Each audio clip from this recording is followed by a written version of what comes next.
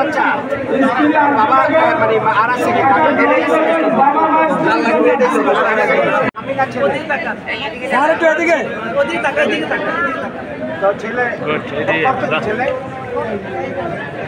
জয় হইছে তো এটাই চলে ছেলে ছেলে বউ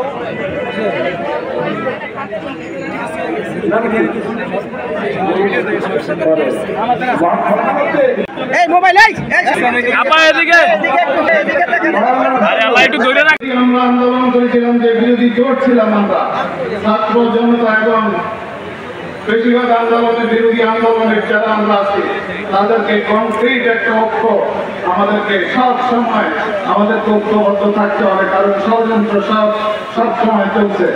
আমরা সেই ষড়যন্ত্রের দাঁড়ানো জবাব দেব। আমাদের মাঝে যেন কোনো অনক্ত যেন না হয়, আমরা সবাই একতাবদ্ধ হয়ে আমরা কাজ করবো। আমাদের তৌফিক দান করুন। আমার তৌফিক ইল্লা বিল্লাহ। আসসালামু আলাইকুম ওয়া রাহমাতুল্লাহি ওয়া বারাকাতুহু।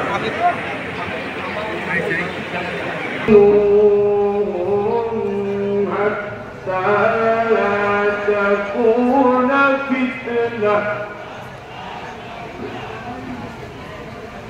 ويكون الدين لله।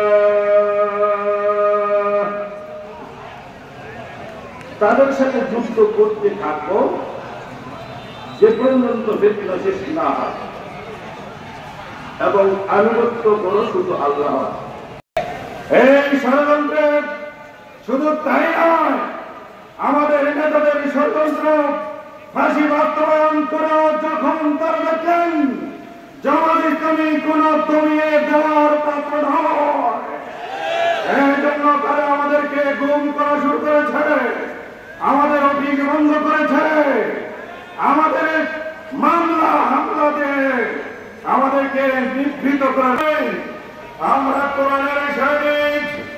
কোরআন যে যতদিন বাংলাদেশে আছে, যতদিন সূর্য উঠবে, যতদিন সূর্য অস্তমিত হবে, আমরা ততদিন আছি।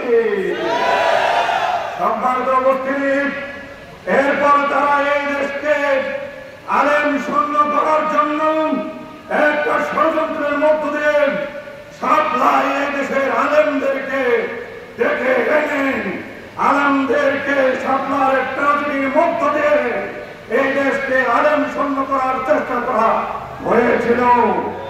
আল্লাহর পরিকল্পনা ভিন্ন, কারণ এখনো এই দেশে আজান হয়, এখনো এই দেশের মায়েরা আজানের সাথে সাথে মাথায় কাপড় টেনে, এখনো এই দেশে আজানের সাথে সাথে আল্লাহর নাম নিয়ে তাদের নৌকা যাত্রা করেন।